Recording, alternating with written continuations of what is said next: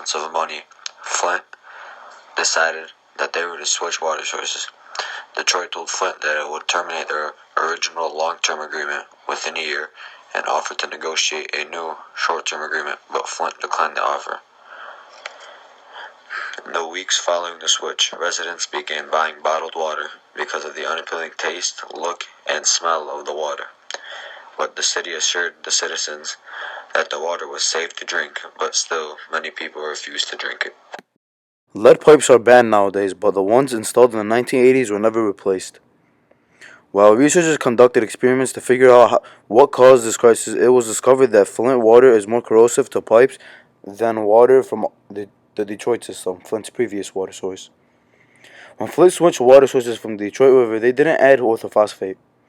The addition of orthophosphate to the Detroit River is what protects them from corrosion.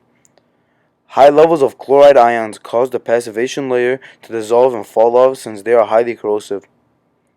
The corrosiveness of the water is causing lead to leach into residents' water. Flint's water leaches more lead from plumbing than Detroit's water.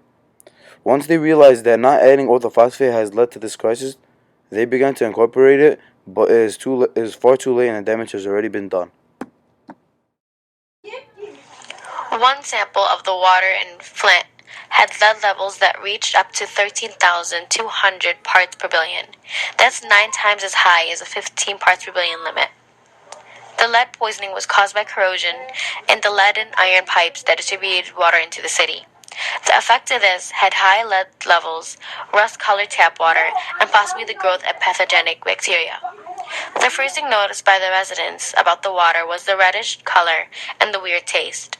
Later on, the city told the citizens to boil the water because they have found lead contamination, but they did not tell the citizens that there was lead poisoning inside the water. Not only was the water heavily contaminated, but still also couldn't handle this, so imagine if humans were drinking the water. Researchers have found that adding orthophosphate from the start would have cost a mere $100 a day and eliminated about 90% of the current issue. Since that is no longer an option, researchers tried adding phosphate to the contaminated Flint water. They then compared the lead levels to their previous water source and concluded that Detroit water is 19 times less corrosive. Adding orthophosphate is no longer a solution to this crisis. The only way to fix the problem is by replacing the pipes, which will cost $1.5 billion. $100 a day doesn't sound like a large amount of money compared to what it will cost now. The lead exposure for kids is reversible and already done its damage to the kids. The lead can affect anyone, not only children, but children are at better risk because they're growing rapidly. For children, it can lead to reduced IQ, learning disabilities, and decreased growth.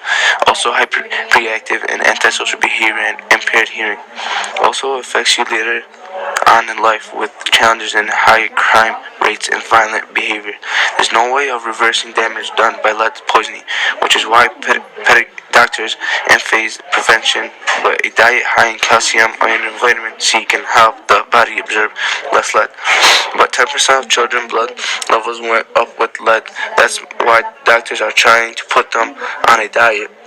Experts are saying that no amount of lead in the blood is safe. Not even low levels of exposure can harm mental functions and have other negative effects on it.